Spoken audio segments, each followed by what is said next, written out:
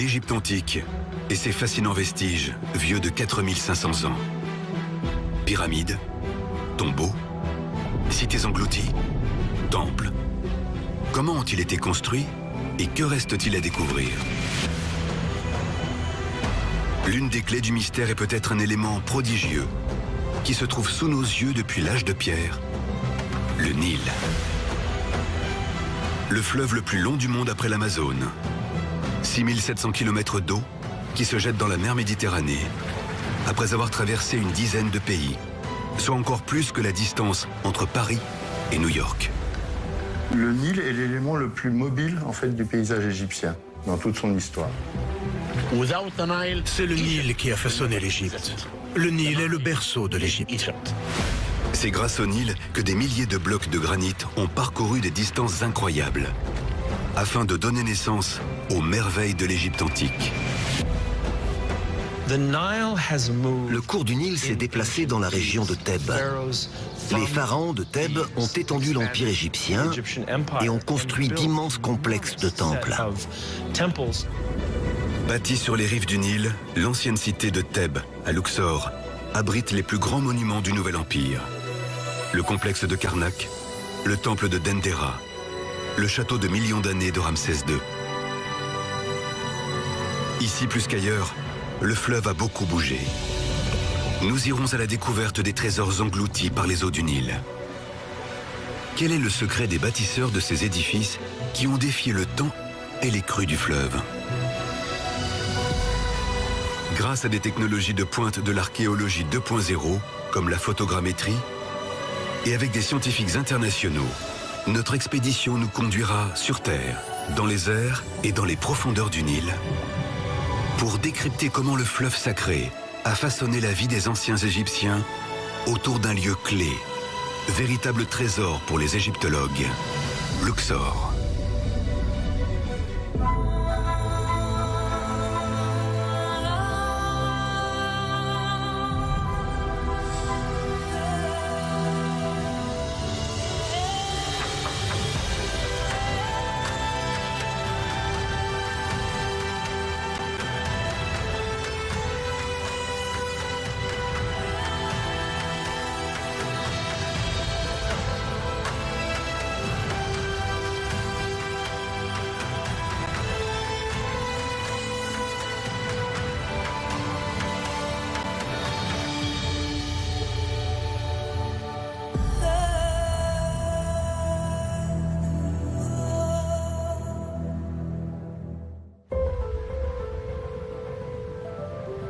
Nous remontons le Nil, 650 km au sud du Caire.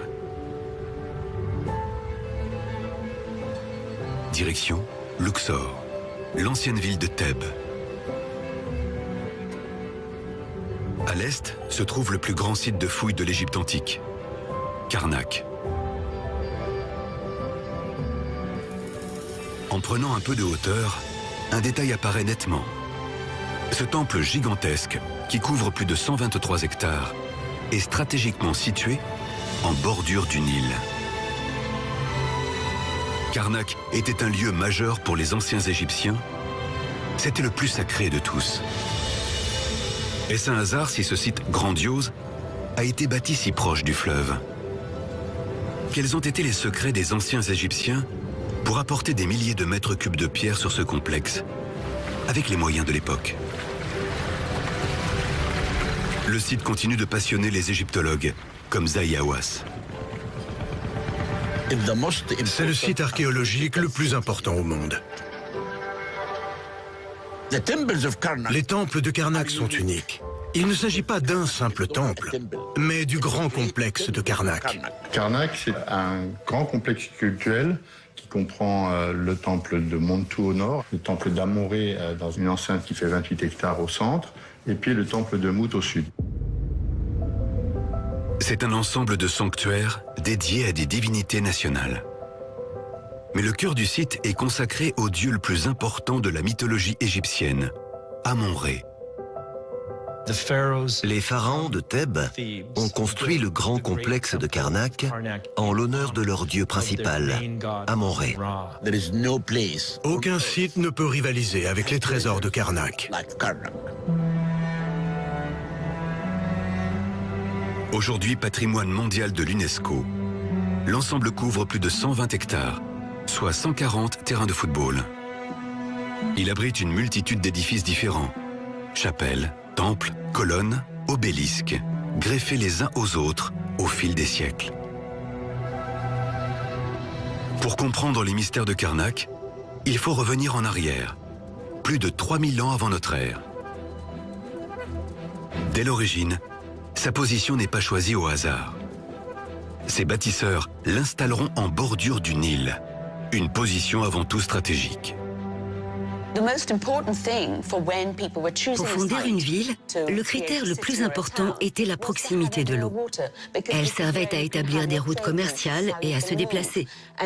Si l'eau se déplaçait ou si l'endroit s'asséchait, la ville n'était plus viable. Il fallait aller ailleurs. Être près du Nil ou d'une source d'eau était crucial dans le choix de l'emplacement d'une ville. Le site de Karnak est habité sans doute à l'époque préhistorique par des pêcheurs qui sont au bord du Nil. Et puis, vers 2100 avant Jésus-Christ, des terres basses sont émergées. Ce sont des terres qui vont être attribuées au clergé. Et c'est là-dessus qu'on va construire le premier temple d'Amon. Puis le site connaît d'incroyables métamorphoses, du Moyen Empire jusqu'à l'époque romaine. Ce que le grand public ignore quand il visite Karnak, c'est que chaque grand pharaon a marqué son passage sur les édifices du complexe. Les égyptologues ont découvert le nom de 89 d'entre eux. L'un a une importance particulière. Sésostris Ier, pharaon de la 12e dynastie au Moyen Empire. Sésostris Ier, vers 1940 avant Jésus-Christ, refonde complètement le temple à une très très grande échelle. Il fait un temple de 40 mètres par 40 mètres environ, avec un gigantesque portique en façade, avec des colosses. Le véritable âge d'or du temple de Karnak et l'essor de la ville de Thèbes, c'est au cours du Nouvel Empire, entre 1525 et 1085 avant Jésus-Christ. Mais pourquoi, après avoir fait de Memphis leur grande capitale, les pharaons ont-ils décidé de quitter le plateau de Gizeh? Pourquoi avoir fait de Karnak le nouveau lieu du pouvoir, si proche du Nil? À cette époque, l'Égypte vit une longue période d'occupation par des envahisseurs. Le pouvoir est perdu pour les dynasties dans le nord du pays. C'est depuis Thèbes, en Haute-Égypte, que l'offensive contre les envahisseurs est menée. La reconquête se fera par le fleuve sacré. Les armées égyptiennes, parties du sud, vont emprunter le Nil pour remonter au nord, attaquer puis défaire l'occupant étranger. Dans l'Égypte antique, les centres de pouvoir se déplaçaient, parfois selon l'origine des familles des dirigeants. La ville de Thèbes est devenue importante puisqu'une puissante famille de la région a vu son influence grandir et a pu réunifier l'Égypte. Les princes de la cité de Thèbes font de cette ville la nouvelle capitale des pharaons. Comme toutes les capitales d'Égypte, celle du Nouvel Empire va être placée au plus proche du Nil, le poumon du pays. Cette fois-ci, la cour va s'installer à Thèbes et ça va être à la fois la capitale politique et la capitale religieuse. Une puissante famille a étendu l'empire égyptien et a construit un immense complexe de temples en l'honneur de leur dieu Amon-Ré. Les pharaons vont rivaliser de prouesses architecturales pour le glorifier. Commence alors pour l'Égypte ancienne le temps de sa plus grande splendeur. Les souverains vont faire de Karnak l'ensemble le plus impressionnant et le plus grandiose de toute l'Égypte. Ce qui surprend lorsque l'on visite Karnak aujourd'hui, c'est qu'il n'est pas facile de se rendre compte de sa position si stratégique. Et pourtant, les archéologues le savent, au Nouvel Empire, le complexe était tout proche du fleuve sacré. Alors, le Nil a-t-il, dans la ville de Luxor, le même tracé que pendant l'Égypte antique? Ou a-t-il bougé? Pour mieux comprendre les secrets de la construction de Karnak et de sa connexion au fleuve, nous avons recours à une technologie nouvelle en archéologie, la photogrammétrie.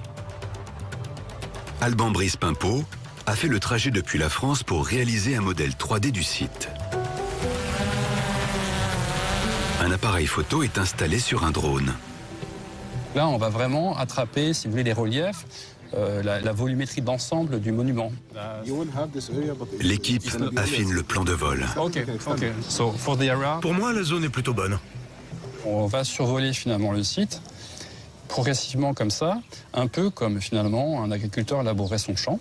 Donc on va faire vraiment comme ça, au fur et à mesure. Et en même temps, en fait, l'appareil aura la caméra pointée au sol. Pendant plusieurs heures, nous scannons le complexe depuis les airs. Là, on est à 78,9 mètres, très précisément. On peut voir à 2 cm près, ce qui est vraiment bien pour un drone aujourd'hui. Quelques mois plus tard, les clichés sont analysés. On va les donner à un logiciel qui, lui, est spécialisé pour aller chercher sur chaque photo des points remarquables et les comparer les unes par rapport aux autres. Et en trouvant ces points remarquables, il va pouvoir les coordonner en 3D. La photogrammétrie nous fait plonger virtuellement dans l'immensité de ce site fascinant. Ce qui est impressionnant avec cette photogrammétrie, c'est qu'on a une mine d'informations. On a vraiment tous les édifices, tous les sphinx, toutes les statues, toutes les colonnes, tout ce qui compose en fait le temple d'Amon-Ré à Karnak est ici rassemblé dans le moindre détail. C'est la réalité qui se présente devant nous. Et voilà, avec cette 3DA, on a vraiment le site à portée de main sur son ordinateur. Parmi les édifices, un attire tout particulièrement notre attention. Au cœur du complexe de Karnak se niche le plus grand obélisque encore debout en Égypte. L'obélisque d'Hatchepsout qu'on observe ici est l'obélisque le plus grand qui subsiste dans le temple d'Amon-Ré à Karnak. Donc il est haut de 28,50 mètres environ. C'est encore plus haut que celui rapporté d'Égypte par Napoléon et qui est aujourd'hui sur la place de la Concorde à Paris. 28,50 mètres de haut, soit autant qu'un immeuble de 10 étages et 300 tonnes. Il est constitué d'une seule pierre, il est monolithique, une seule pierre de granit. Donc le granit qui provient des carrières d'Assouan, quelques centaines de kilomètres au sud. C'est à Assouan qu'étaient extraites toutes les pierres de granit rose qui ont permis les constructions de l'Égypte antique. Comment les pharaons ont-ils acheminé ces gigantesques monolithes avec les moyens de l'époque? Les obélisques étaient acheminés d'Assouan jusqu'à Karnak au moyen d'immenses barges, elles-mêmes tractées par une flottille de bateaux. Ces immenses barges ne possédaient pas de voile. Il n'y avait pas de rameur pour les faire avancer, c'était beaucoup trop imposant, beaucoup trop gros. Donc il fallait toute une flottille de bateaux qui permettait de les tracter en fait. Les chantiers de Karnak, c'est une noria ininterrompue de bateaux chargés de pierres. Mais il faut savoir que, évidemment, les opérations compliquées sont le chargement et le déchargement des pierres. Vous imaginez que des centaines, peut-être même des milliers de personnes étaient à la manœuvre. La proximité du Nil était donc un atout et même une nécessité pour la construction d'un complexe si gigantesque que celui de Karnak. Ces énormes radeaux faits de planches de bois et longs d'au moins 60 mètres étaient construits pour transporter près d'1 millier de tonnes. Des opérations titanesques et souvent périlleuses. Les Égyptiens sont des êtres humains. Ce ne sont pas des extraterrestres. Ce ne sont pas des géants. Ils pouvaient faire des erreurs, tout comme nous. Transporter ces grands monuments sur le Nil au moment de la crue pouvait provoquer des accidents. Certains obélisques auraient pu sombrer dans le Nil. Nous avons donc décidé de poursuivre notre enquête sous les eaux du fleuve sacré. Nous prenons la direction d'Assouan, 250 km au sud de Luxor. C'est dans cette région de carrière que les obélisques et les pierres destinées à la construction des temples étaient extraits. Nous retrouvons une équipe de plongeurs professionnels dans une zone où ils espèrent pouvoir découvrir des vestiges coulés. Exceptionnellement, nous avons obtenu l'autorisation de les suivre lors de cette expédition. Le premier bloc est au-delà de 7 mètres. Oui, mais il y a un obstacle pour y accéder. L'équipe, aidée de Zahi Hawass, a quelques indices.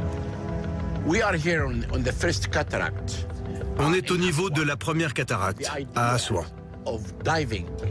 L'idée de plonger pour créer la première carte archéologique du Nil m'est venue alors que je gérais le site de la plus importante carrière de granit. Ici, le Nil est plus étroit qu'à Luxor. Le lit du fleuve a donc peu bougé, contraint par la géologie du site, qui crée une sorte de goulot d'étranglement. Et surtout, les fonds sont moins troubles qu'ailleurs en Égypte. Il y a une dizaine d'années, les plongeurs avaient repéré sous l'eau des traces d'un grand bloc de pierre. Depuis, personne n'a pu replonger ici. Les archéologues passent leur vie à fouiller sous le sable, mais personne n'a jamais cherché dans les eaux du Nil.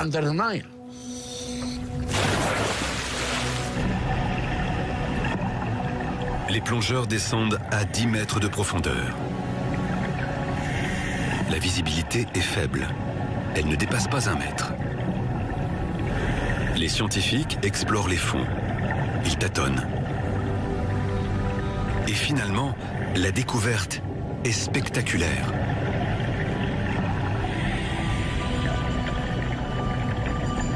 Il ne s'agit pas simplement d'un bloc de pierre, mais d'un véritable obélisque.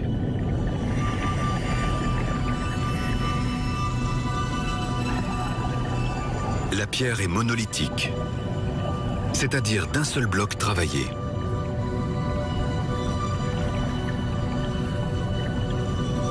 L'obélisque est brisé en 2. Au total, l'ensemble fait plus de 7 mètres.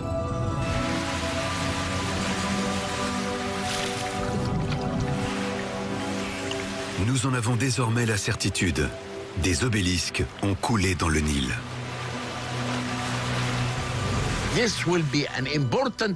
Cela va prouver au monde entier que le Nil abrite de nombreux trésors.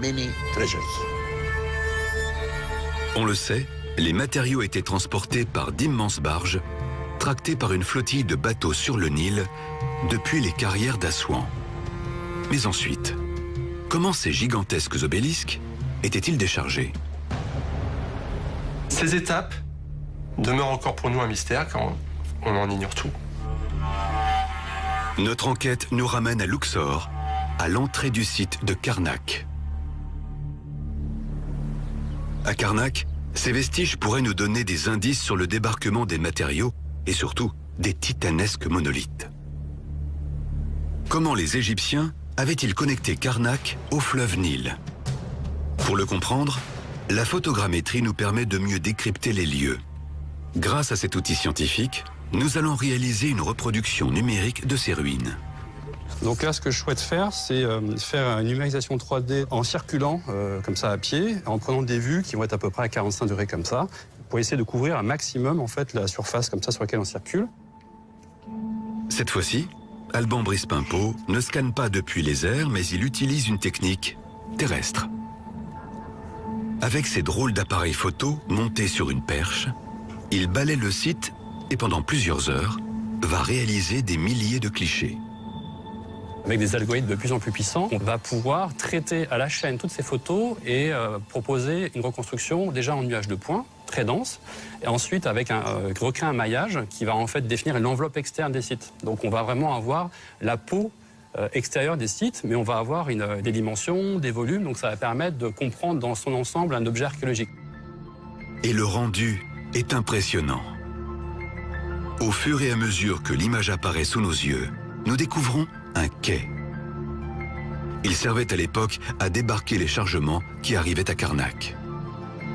Ce qui m'avait vraiment frappé, c'était assez intéressant. C'est quelque chose qu'on ne voit pas forcément tout de suite précisément, mais on voit vraiment qu'il y a des traces dans les parements qui montrent que le quai était prévu pour pouvoir recevoir des bateaux qui allaient être amarrés dessus. Donc ça, on a des anneaux pratiquement qui sont créés dans la pierre, qui sont à différentes hauteurs sur différentes parois de ce quai. Là, on en voit un ici. Encore une fois, on le devine. C'est pas très évident. Là, puis au-dessus aussi. Depuis plusieurs années, les égyptologues fouillent et travaillent à comprendre l'usage qui a été fait de ce débarcadère. Aujourd'hui, le quai est enseveli. À l'époque dynastique, les eaux du Nil occupaient la zone, désormais recouverte de végétation. Donc là, on voit ici qu'on a un niveau comme ça, qui n'est pas très beau, c'est le niveau de l'herbe actuelle, de la terre. Et si on va dessous, on voit, ça c'est le niveau tel que l'on l'avait en 2012. En 2012, Alban Brice-Pimpeau avait déjà modélisé ces quais de Karnak pour une équipe d'égyptologues.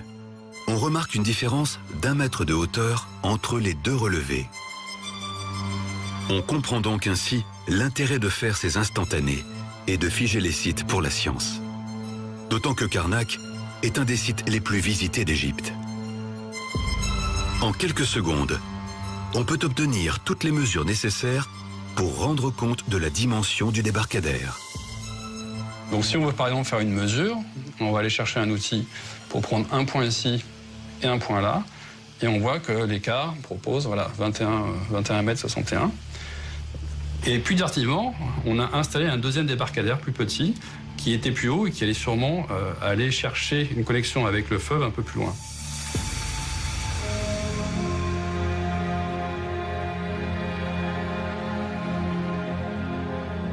Aujourd'hui, il est difficile de réaliser que le fleuve coulait au pied de Karnak, tant le paysage a changé. Nous avons survolé la zone en drone pour prendre la mesure de la distance.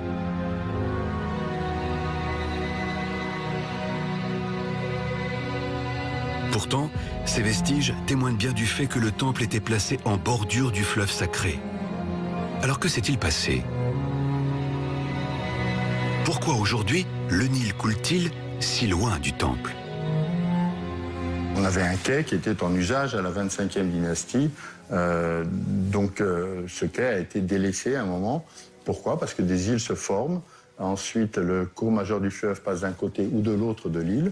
Et à un moment, il y a un petit bras qui va finir par s'assécher, être comblé parce que c'est des terrains ensuite qu'on peut gagner. Et donc, d'un seul coup, la berge, le rivage s'est déplacé de 100, 200, 300, 400 mètres.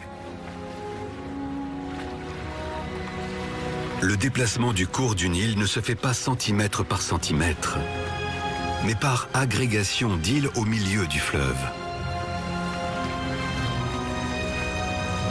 Du fait de sa topographie, le Nil a une très faible pente. Il fait de nombreux méandres et charrie sur son passage beaucoup d'alluvions. Une fois que vous avez une terre qui émerge, vous avez des graines, vous avez des plantes. Les plantes attrapent le vent et la poussière, donc ça continue de s'accumuler. Et puis ça va vous former un massif important. Et puis peu à peu, ce massif va obstruer le cours à un endroit. Et le fleuve va choisir de passer à un endroit ou à un autre. Sur cette carte, réalisée à la fin du XVIIIe siècle, à la suite de la campagne d'Égypte de Napoléon, le fleuve sacré coule à 1200 mètres de Karnak. Aujourd'hui, il n'est plus qu'à 400 mètres. J'ai superposé les deux vues aériennes de Karnak, celle de la description de l'Égypte et une vue aérienne actuelle. Et on voit très très bien la différence entre les deux cours du fleuve. Donc il y a eu, par le fait de l'agrégation d'îles et du déplacement des chenaux, une migration du cours principal du fleuve de près de 800 mètres, ce qui est considérable. À l'époque pharaonique, le phénomène est renforcé par les crues du Nil. Certaines années, le niveau de l'eau pouvait s'élever de plus de 8 mètres. Le Nil est l'élément le plus mobile en fait, du paysage égyptien, dans toute son histoire. L'Égypte est un don du Nil, écrivait l'historien Hérodote. La vie des anciens Égyptiens dépendait du fleuve sacré. Le limon qui fertilisait les champs et les bonnes récoltes était apporté par sa crue. Ils lui ont même consacré un dieu, Hapi. Hapi est le dieu principal de la crue. On le représente comme un symbole de la fécondité, une figure masculine avec une poitrine opulente, un ventre généreux et de larges cuisses. Il est associé à la crue du Nil et à la fertilité de la terre, sur le plan de l'agriculture et de l'eau. Il est en quelque sorte l'alpha et l'oméga. Le Nil était source de vie. Le Nil était la chose la plus importante pour les anciens Égyptiens. La croyance dans l'au-delà a façonné l'Égypte. C'est cette croyance qui a poussé les Égyptiens à construire les pyramides, les temples et les tombeaux. Comment pouvaient-ils construire tout ça? Il fallait des matériaux. Et l'Égypte les possédait. Granit, albâtre, grès. Comment le Nil a-t-il structuré l'espace de la ville de Luxor, l'ancienne Thèbes, devenue un centre culturel et politique majeur pour les pharaons?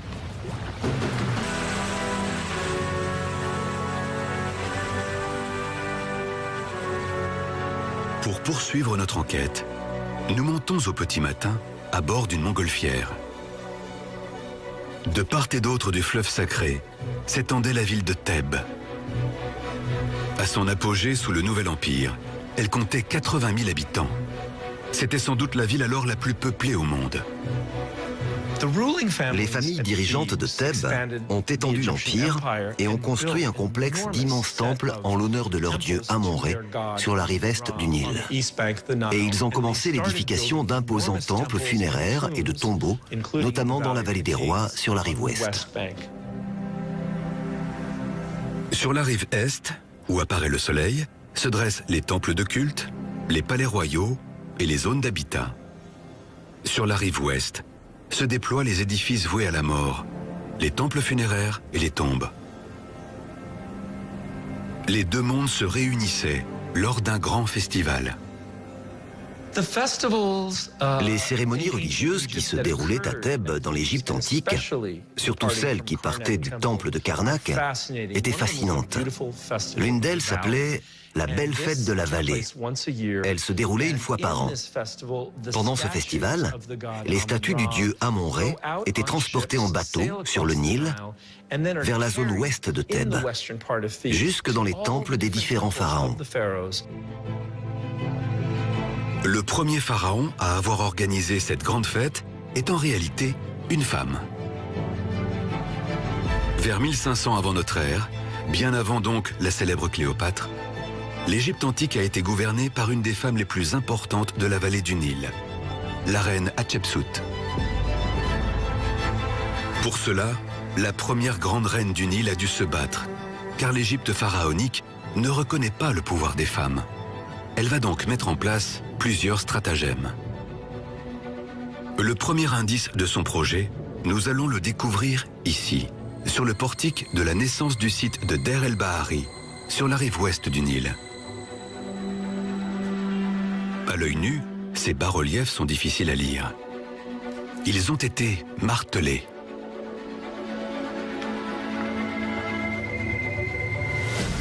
Quelqu'un aurait-il cherché à effacer des traces? Qu'a-t-on voulu gommer? En éclairant la fresque du site de Der el-Bahari et grâce à la photogrammétrie, nous découvrons une scène mystérieuse. Avant, on serait resté face au mur en essayant de deviner le tracé d'un petit œil ou d'un bec de chouette, par exemple. C'est bien plus facile grâce à la photogrammétrie. Sur ces hiéroglyphes, Hatshepsut raconte sa naissance divine, avec un objectif pour cette reine au caractère bien affirmé, légitimer son pouvoir. L'histoire raconte qu'Amon-Ré, le principal dieu de Thèbes, présente sa grande idée devant une assemblée d'autres dieux du même temple. Il leur explique qu'il veut que son futur enfant, Hatshepsut, devienne pharaon. Dans l'Égypte antique, le pharaon est un concept uniquement masculin qui n'a pas d'équivalent féminin. Mais la bénédiction divine ne suffit pas. Pour asseoir son avènement, la reine du Nil a besoin d'alliés bien terrestres. Au premier chef, le clergé d'Amon à Karnak. Elle fait donc un superbe cadeau à la gloire du Dieu Tout-Puissant. Des obélisques, de gigantesques monolithes qu'elle fait venir par bateau depuis les carrières d'Assouan. Une entreprise spectaculaire. Pour légitimer son pouvoir, puisqu'elle était reine, Hatshepsut s'est sentie obligée d'entreprendre des projets aussi titanesques et qui sont fortement liés à la masculinité, au chef guerrier, pour montrer qu'elle était capable en fait de mener à bien des projets dignes d'un grand pharaon. Dans cette phase de construction effrénée, Hatshepsut fait bâtir ce qui est peut-être l'un des plus beaux édifices d'Égypte. Son temple funéraire, incomparable à aucun autre monument du Nouvel Empire. À l'époque, chaque pharaon faisait édifier ce qu'on appelle sa demeure de millions d'années. Ce qui saute aux yeux avec ce temple, c'est son emplacement et son architecture. On peut penser que l'architecte est Senenmut. On sait qu'Hatshepsut l'a fait bâtir pendant son règne. Cela a pris entre 15 et 16 ans. Tout un règne pour bâtir ces 3 terrasses, cette gigantesque rampe d'accès et ces 6 portiques ornés de bas-reliefs. Le choix du site a résulté de calculs stratégiques extrêmement précis. Ils se font littéralement dans le cirque rocheux qui l'entoure. Et il est situé dans l'axe du temple d'Amon, de Karnak.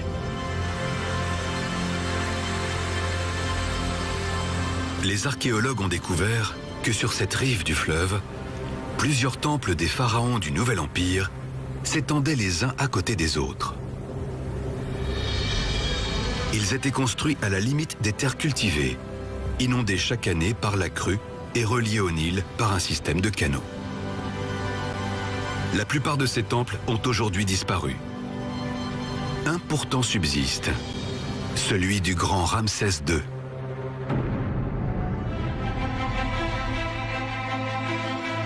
Ramsès II, certainement l'un des pharaons les plus connus de l'Égypte ancienne. C'était un guerrier. Il est connu pour son règne très long et aussi très connu pour son activité de bâtisseur. Son château de millions d'années, appelé Ramesséum, couvre près de 6 hectares. On y accédait par un canal qui conduisait à des installations portuaires, reliant ainsi le Nil au temple.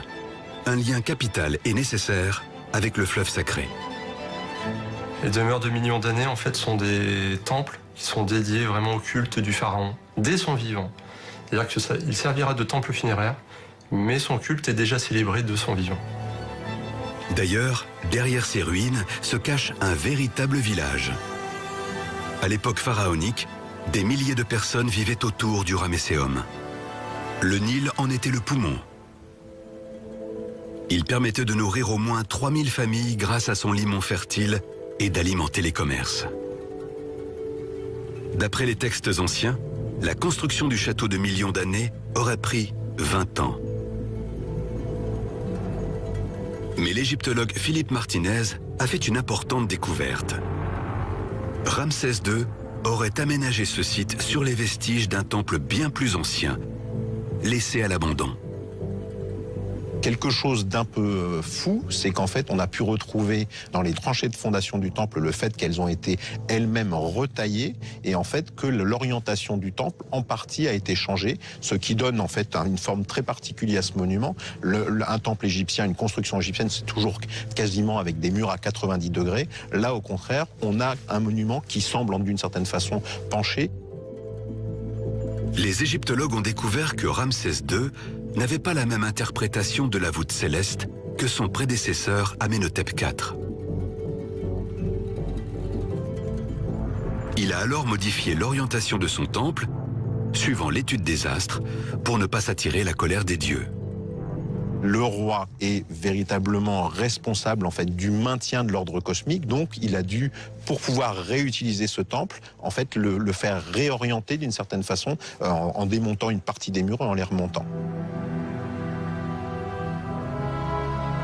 Les bâtisseurs de l'époque ont dû faire preuve d'un talent et d'une ingéniosité toute particulière. Car les temples devaient être construits selon un axe bien spécifique, celui de la course du soleil.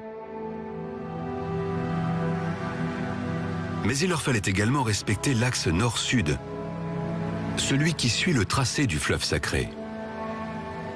Cet axe relié de façon très très forte à la royauté, parce qu'en fait la royauté est là pour, on va dire, le bon entretien du monde dans lequel vivent les humains, et ce bon entretien il passe surtout en fait par le fait que la crue du Nil va bien se passer. Elle va bien se passer dans le sens où on va la faire monter magiquement vers le nord pour arroser les champs, et puis aussi le roi va être aussi en charge de la calmer si elle est trop forte. Lors de l'apogée du règne de Ramsès II, nous sommes en 1250 avant Jésus-Christ. Les pharaons du Nouvel Empire sont enterrés dans la vallée des rois, dans des tombeaux cachés ou des sépultures grandioses. Mais ce qu'on sait moins, c'est que les nobles qui entouraient les pharaons ont eux aussi eu droit à leur tombe. Et si aujourd'hui les archéologues connaissent bien la vie des anciens Égyptiens dans la vallée du Nil, c'est qu'ils nous ont laissé des traces. Celles-ci sont d'ailleurs au cœur d'une grande étude internationale. Creusé sur le flanc de la montagne thébaine, ce complexe extraordinaire, appelé la Vallée des Nobles, comprend plus de 500 sépultures décorées de peintures qui racontent la vie dynastique au bord du Nil. Et c'est parce qu'elles étaient bâties assez loin du Nil et enfermées sous la terre que ces tombes sont exceptionnellement bien conservées. La tombe de Ménas, c'est véritablement un chef-d'œuvre de la peinture égyptienne. Elle est connue comme telle. C'est un petit peu comme si on s'intéressait, comme on le fait, je dirais, à comment est-ce que la Joconde a été faite. Nous avons obtenu l'autorisation de suivre ces chercheurs dans leur fouille 2.0. Nous pénétrons dans la tombe de Ménas avec l'équipe de Philippe Welter.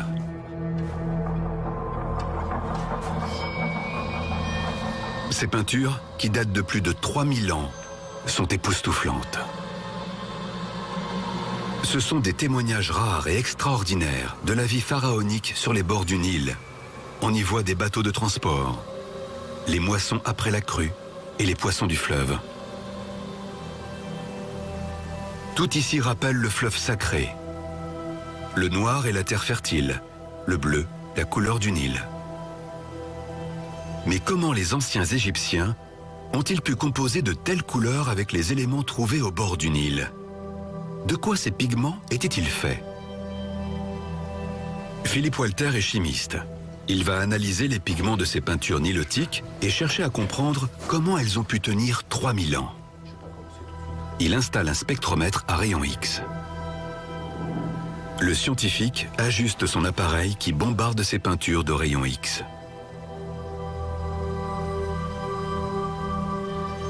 Leurs différents pigments vont alors réagir. L'avantage de cette technique est qu'elle ne détériore pas les peintures. En quelques minutes, le chercheur obtient le spectre qui va lui permettre de déterminer les caractéristiques chimiques des éléments utilisés dans les pigments.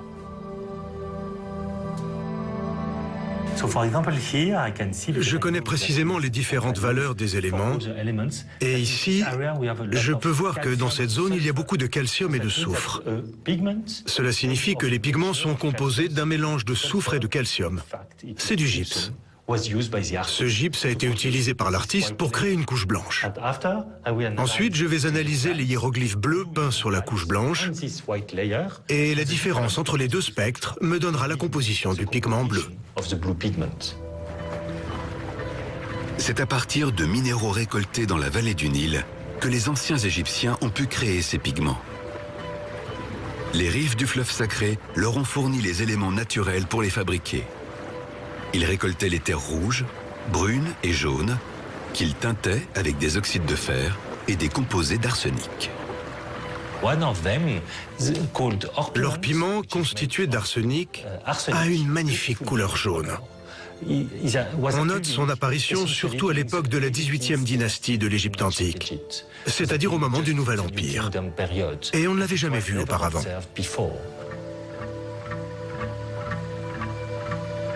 Les scientifiques ont également découvert que pour le blanc, les Égyptiens utilisaient du calcaire broyé de la vallée du Nil, mais aussi des plâtres issus de la mer Rouge et du Fayoum.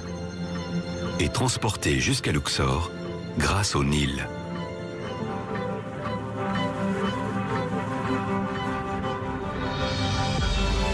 À l'époque pharaonique déjà, les anciens Égyptiens avaient développé une palette de couleurs qui magnifiait les méga-constructions. Il faut s'imaginer des monuments grandioses, tous ornés de couleurs plus flamboyantes les unes que les autres.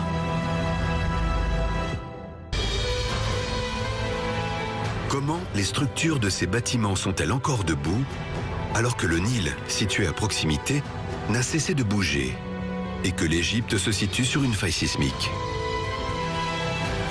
En effet, on le sait peu, l'Égypte des pharaons a vécu des tremblements de terre qui ont eu raison de plusieurs édifices. Une des réponses se trouve peut-être là, à Dendera. Nous sommes 100 km au nord de la vallée des Nobles, en descendant le Nil.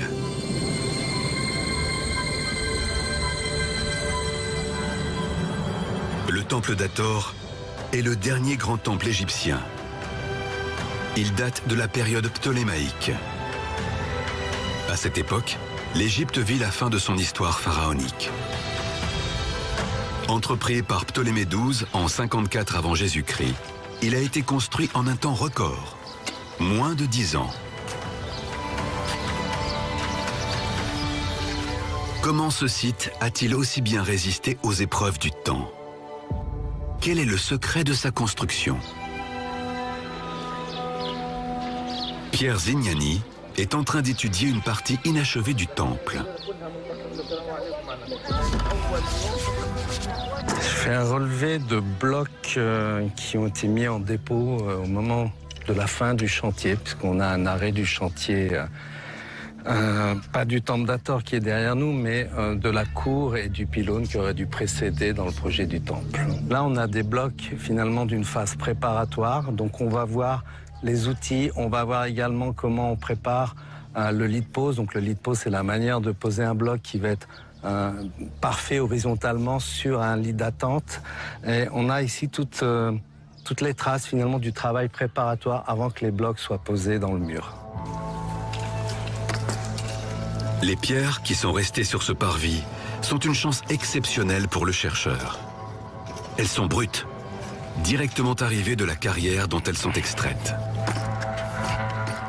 Pierre Zignani a pu aussi identifier la provenance de ces blocs de grès. Ils viennent du Gebel El Silsileh, à 200 km au sud de Dendera, au bord du fleuve sacré. Aujourd'hui, le temple semble éloigné du Nil. Et pourtant, à l'époque ptolémaïque, il était beaucoup plus proche. Beaucoup d'endroits qui semblent être en plein désert étaient en fait reliés au Nil, soit via des canaux, soit parce que la crue du fleuve montait jusqu'à cet endroit. Le Nil étant juste à proximité, on les a embarqués et c'était descendu par voie fluviale jusqu'à Dendera. Certainement au moment de la crue, on a des plus hautes eaux qui permettent de transporter des charges. On sait d'après une stèle que le Nil était relié par un canal au temple de Dendera. Une fois débarqués sur le chantier, ces blocs de grès étaient stockés et préparés avant d'être utilisés pour la construction du temple. En explorant ces fondations, l'architecte s'est intéressé à une propriété singulière du sable. Sous nos pieds, on a un caisson de fondation qui a été bien préparé en briques et qui contenait 50 à 60 cm d'un sable pur du désert, alors qu'il y a aussi des tas de propriétés constructives. À la fois, il permet d'asseoir très bien la construction. Il peut aussi avoir des qualités d'un isolant sismique. En fouillant le temple de Dendera, le chercheur a fait une importante découverte qui révolutionne les connaissances sur les constructions pharaoniques. Pourquoi on a des temples qui ont des murs extérieurs qui ont une pente? Ils ne sont pas droits, ils ont une pente. Et en cherchant dans la production de mes collègues, j'ai rien trouvé de très probant. Et donc, par rapport au travail que je faisais sur la sismicité ou même la culture sismique qu'on avait dans l'Antiquité, un mur avec une pente, avec un fruit à l'extérieur est une meilleure réponse au tremblement de terre qu'un mur droit. Parce que ça renvoie les forces vers l'intérieur. Et donc, si on veut résumer, par exemple, les pyramides sont un des bâtiments qui a la meilleure réponse au tremblement de terre.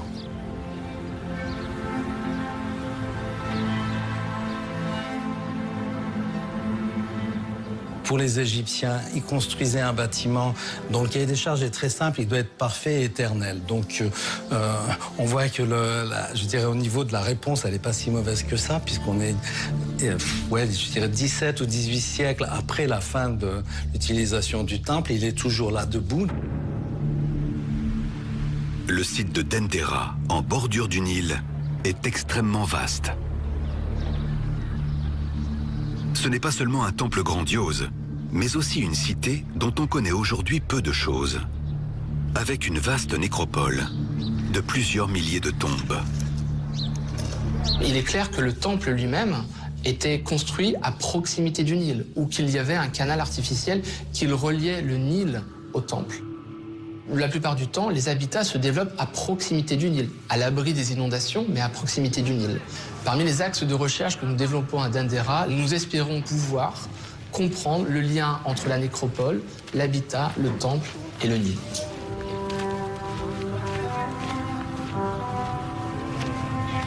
Ce que savent aujourd'hui les chercheurs, c'est que cette nécropole a été utilisée pendant près de 3000 ans, depuis les premières dynasties jusqu'à l'époque romaine. Grâce à l'équipe de Yann Tristan, qui fouille ces sépultures, nous allons chercher à en savoir plus sur cette ville mystérieuse. Il y a un très gros potentiel archéologique qui permet de comprendre le développement de la ville de Dendera, et non pas seulement le sanctuaire. Donc le fait de travailler sur cette nécropole nous permet de comprendre quelle était l'organisation de la société, qui étaient les gens qui habitaient à Dendera, mais également quel était leur statut social. C'est-à-dire qu'on a des gens qui sont extrêmement importants, extrêmement riches, par exemple des tombes de gouverneurs, et on a également des gens qui sont peut-être des paysans. Donc l'étude des tombes, combinée à l'étude des squelettes qui sont dans les tombes et l'étude du matériel des tombes, nous permet d'appréhender cette société de manière très large. Tu t'équipes ? Les chercheurs viennent d'ouvrir une tombe datée de l'Ancien Empire. Chloé va identifier les ossements découverts dans la tombe. Je te mets ton casque, tu fais attention. Oui. Exceptionnellement, nous allons descendre avec elle dans un puits à 8 mètres de profondeur. Minutieusement, Chloé fouille la tombe à la recherche d'indices. Non, là on a un os, mais ça n'a pas l'air d'être en connexion. Très peu de restes sont encore visibles. Il n'est pas facile pour l'équipe de recueillir les éléments nécessaires à son enquête. Quelqu'un semble être passé avant. À l'intérieur de la chambre funéraire, on a les restes d'un squelette, les restes d'un cercueil, mais la tombe malheureusement a été pillée dans l'Antiquité et donc tout est complètement en désordre dans la tombe. Malgré tout, le squelette va nous donner des informations sur l'occupant, le premier occupant de la tombe et le matériel qui est associé à l'occupant. Et ça va nous donner des indications sur l'âge, sur le sexe de cette personne. La plupart du temps, les corps sont à l'état de squelette. Mais le chercheur a aussi réalisé d'étonnantes découvertes, des momies naturelles. C'est-à-dire que les corps ont été déposés dans le sable, à l'abri de la lumière. Les corps ne se sont pas complètement décomposés et les chairs se sont naturellement momifiées sur les os. Dans ce cas, nous avons encore des restes de tissu humain, des restes de peau, des muscles, des cheveux, voire même des ongles qui sont conservés sur les squelettes. Les plus anciennes momies retrouvées dans le désert égyptien sont en réalité des corps naturellement momifiés, comme celui de Ginger, qui date d'il y a plus de 5500 ans. Les conditions climatiques de l'Égypte favorisent la conservation naturelle des momies. On pense même d'ailleurs que les Égyptiens ont inventé la momification parce qu'ils ont vu des corps se conserver naturellement dans le sable du désert. Depuis des décennies, les égyptologues ont entrepris la titanesque tâche de scanner les berges du Nil. Leurs avancées nous permettent de mieux comprendre comment le fleuve a structuré l'Égypte antique. Du transport des obélisques d'Assouan à Luxor pour l'édification du plus grand centre religieux de l'ère pharaonique, aux peintures majestueuses représentant la vie quotidienne autour du fleuve sacré, en passant par les découvertes sur les constructions des temples au bord de l'eau, les explorations menées par les archéologues que nos équipes ont suivies nous ont révélé quelques secrets de l'Égypte antique. Mais le fleuve sacré a emporté avec lui d'autres mystères pharaoniques. À ce jour, on n'a découvert que 30% de nos monuments. Et on ignore encore quels trésors peuvent être enfouis sous le sable égyptien. Exceptionnellement, il est aujourd'hui possible de plonger dans quelques endroits fascinants du Nil. Notre expédition nous conduira vers d'autres trésors cachés dans le fleuve sacré.